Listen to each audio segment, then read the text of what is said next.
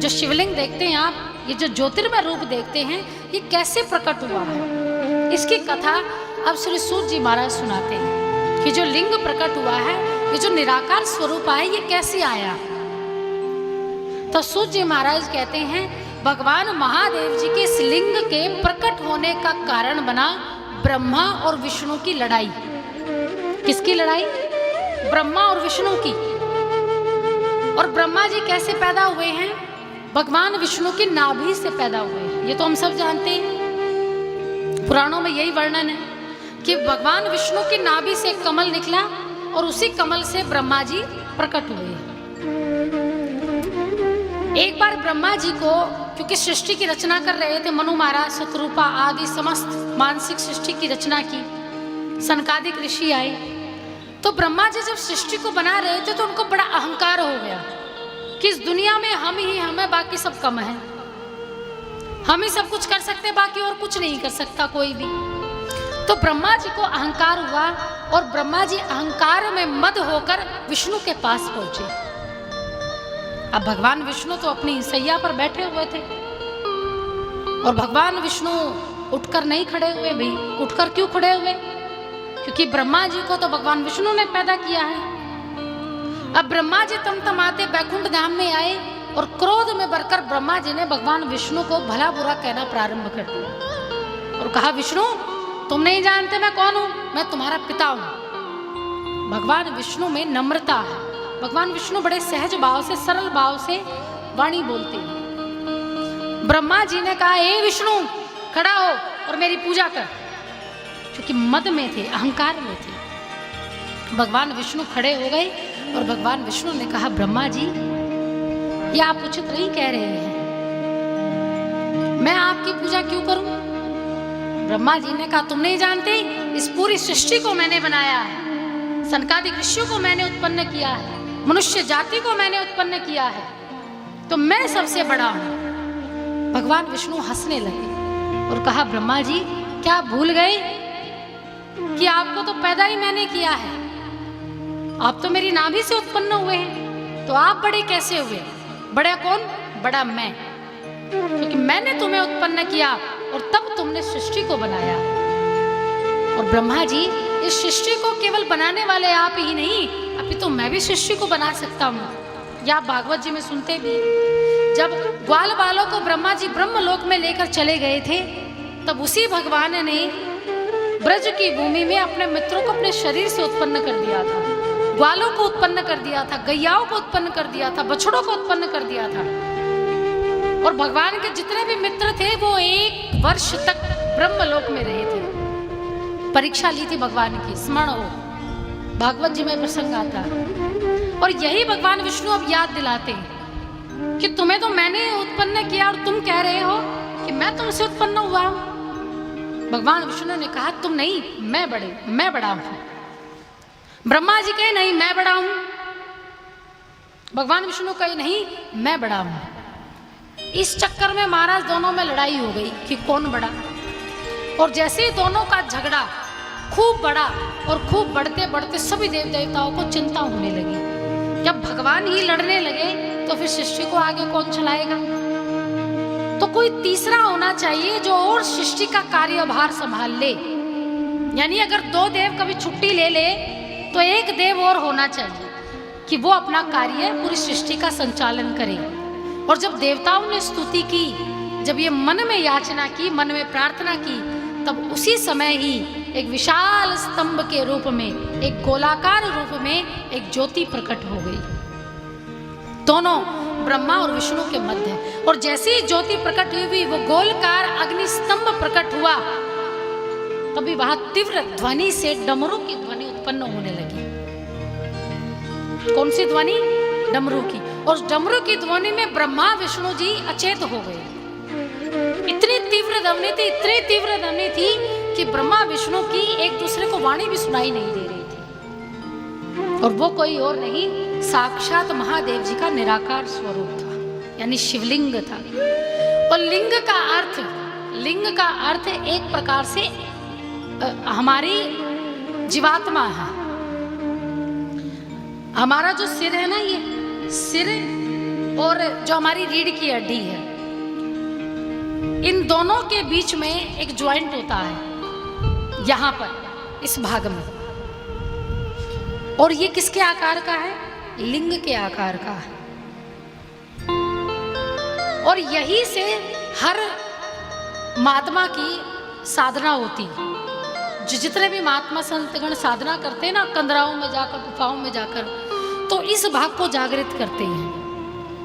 ये जो पीछे का भाग है, इस भाग को जागृत करते हैं, और इस भाग को जागृत करके वो अपनी मृत्यु पर भी अधिकारित हो जाते हैं, यानी मृत्यु को भी अपनी को रोक लेते हैं। इसलिए कभी आपने देखा होगा महात्मा की जो आयु होती है वो बड़ी लंबी होती है। देखा है कभी? जब भी महात्मा ये आता है संत महात्मा, तो आपके मन में क्या विचार आएगा? बड़ी बड़ी दाढ़ी होगी, बूढ़े से होंगे, है ना? ये विचार आता है। कभी ऐसा मन में विचार आता है कि कोई जवान सा होगा? नहीं, महात्मा जैसे ही नाम लेते हैं तो ध्यान क्या आता है? बूढ़े से होंगे, खूब वयोवृद्ध होंगे, खूब ज्ञानी होंगे, गले में खूब सारी मालाएं होंगी, खूब बड़ी बड़ी दाढ़ी होंगी, बड़े बड़े बाल होंगे, तिलक होगा, भगवा धारण किया होगा। महात्मा सुनते ही आपके मन में यही विचार आएगा। और महात्माओं की आयु देखिएगा आप, 80-80, 90-90, 100-100 साल के महात्मा मिलेंगे आपको। सियाराम बाबा का नाम सुना है? सियाराम बाबा जो पीछे उनकी मृत्यु हुई, वो 120 साल के थे। और उनको वो क्या करते थे? कुछ नहीं करते थे, वो श्री रामचरितमानस सुनते थे, सुनाते थे, अपने आप बैठकर पढ़ते थे। और महाराज कितने पतले थे वो, एक लंगोटी में रहते थे, सर्दी हो गर्मी हो। और उनमें एक दिव्य शक्ति क्या थी? दिव्य शक्ति उनमें वो थी कि वो बिना माचिस के जोत लगाते थे। उनके अंदर इतनी शक्ति थी कि वो जब से उन्होंने ये साधना की थी, तब से उन्होंने माचिस को छूकर नहीं देखा था। वो अपने मंत्रों की शक्ति से जोत लगा दिया करते थे प्रभु श्री राम के, और उनके सामने रामचरितमानस पढ़ा करते थे और भगवान को सुनाया करते थे। और महात्माओं का कभी भी अंतिम संस्कार नहीं होता, यानी उनको अग्नि देने का विधान हमारे यहाँ नहीं है। उनको क्या किया जाता है? समाधि दी जाती है। सुना होगा ना, समाधि दी गई। तो बड़े बड़े जितने भी ज्ञानी ध्यानी होते हैं, महात्मा होते हैं, उनको समाधि दी जाती है। यानी धरती में जिस प्रकार से, जिस अवस्था में वो साधना करते हैं, उसी अवस्था में ही उनको धरती में, मतलब समाधि के रूप में उनका संस्कार किया जाता है। लेकिन हमारे यहाँ तो आपने देखा होगा, मृत्यु होती तब क्या करते हैं? अंतिम संस्कार करते हैं, लेकिन उनको अग्नि नहीं दी जाती। महात्माओं को कभी अग्नि देने का विधान नहीं है।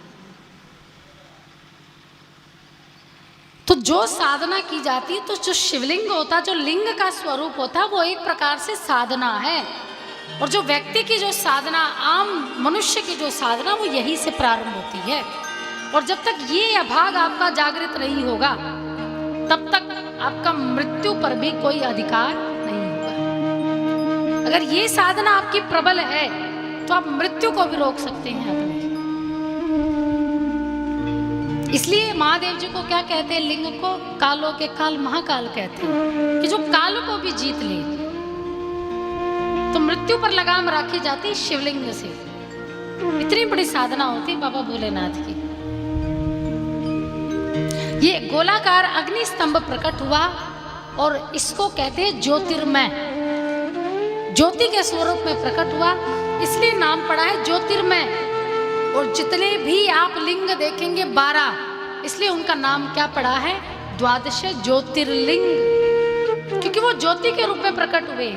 और वो ज्योति का जो साक्षात है, वो कोई ये नहीं कि हम इनको तो थोड़ा बहुत ये मान सकते कि प्राण प्रतिष्ठा हुई है, लेकिन जो 12 ज्योतिर्लिंग हैं, वो बगैर प्राण प्रतिष्ठा के ही पूर्ण रूप से महादेव जी हैं।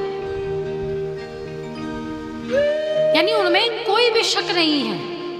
यहाँ की शक्ति, अगर यहाँ की आप पूजा ना करें, पाठ ना करें, इनकी सेवा ना करें, तो यहाँ भगवान शिव अपने आयुध को लेकर, अपनी शक्ति को लेकर यहाँ से प्रस्थान कर जाएंगे, चले जाएंगे। अगर यहाँ से भगवान स्थान छोड़कर चले गए तो गांव में कभी उन्नति नहीं हो सकती।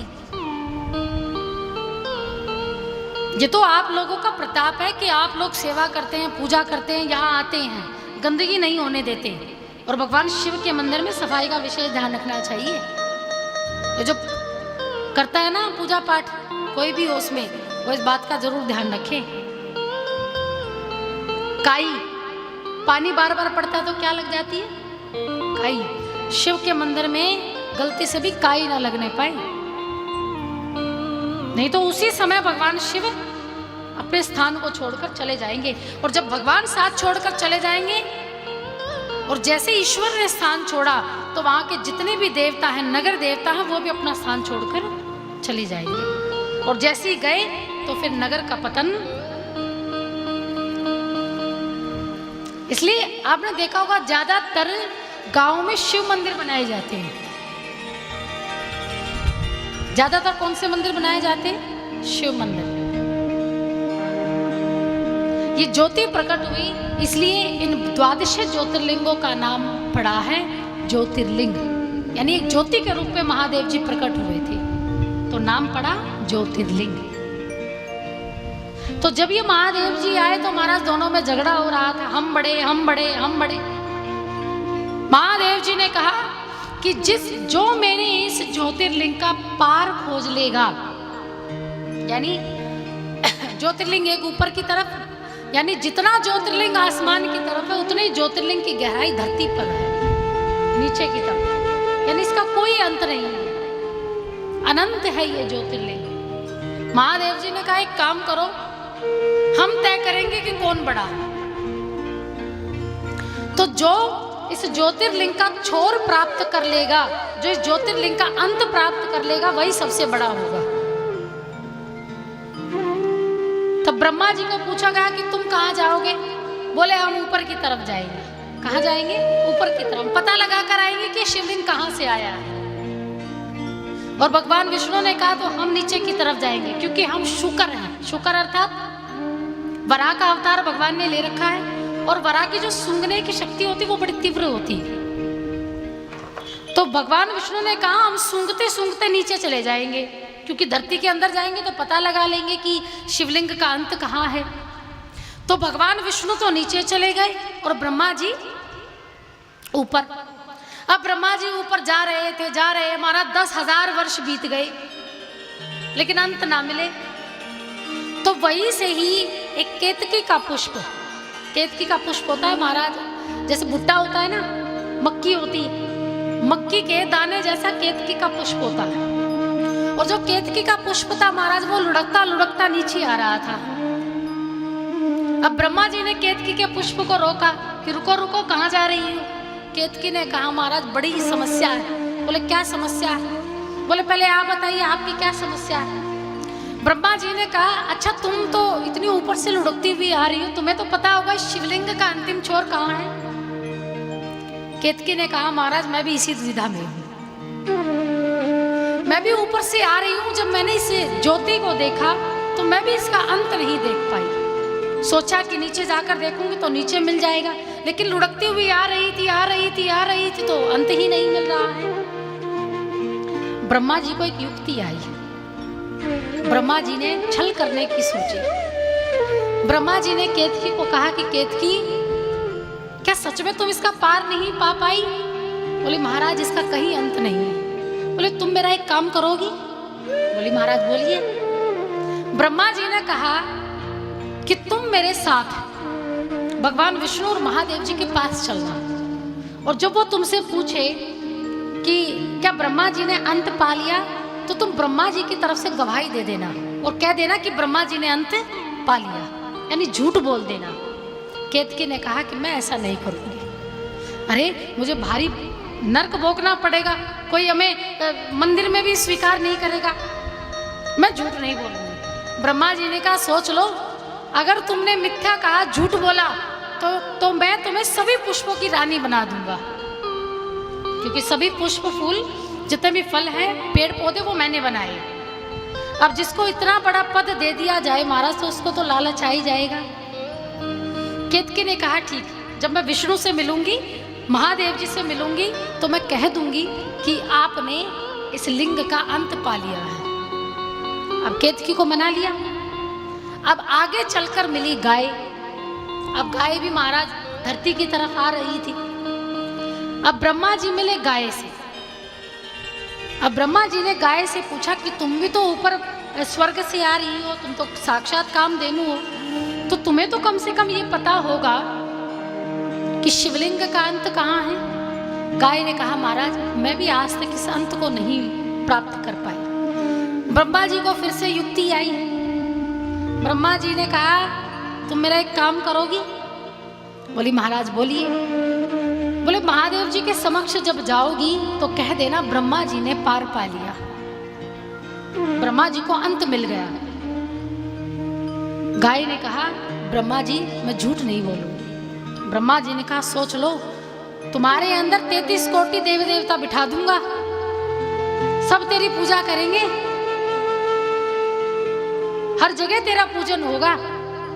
अब गाय भी लालच में आ गई कि सब जगह मेरा पूजन होगा तो एक झूठी तो बोलना है। तब से महाराज 2 गवाह की परंपरा है। आप कोर्ट में जाइए, कोई केस चल रहा हो तो एक गवाह से बात नहीं बनती, 2-2 गवाह की आवश्यकता पड़ती है ना। तो परंपरा वहीं से आई है। अब ब्रह्मा जी को तो छोर नहीं मिला तो गाय को और केतकी को दोनों को लेकर कहाँ गए? महादेव जी के यानी उनके साकार रूप के पास गए। अब इतने में भगवान विष्णु भी ऊपर आ गए। भगवान विष्णु को तो नहीं मिला कुछ भी, अंत ही नहीं मिला। वापिस लौट कर आए। महादेव जी ने दोनों से पूछा, भगवान विष्णु से पूछा क्या तुम अंत को प्राप्त कर पाए? भगवान विष्णु ने कहा प्रभु मुझे कुछ नहीं मिला, मैं खूब नीचे गया, खूब अंत में गया, लेकिन मुझे इसका अंत प्राप्त नहीं हुआ। तब भगवान ब्रह्मा जी से पूछा। ब्रह्मा जी ने कहा तो इसका मतलब मैं बड़ा हूं।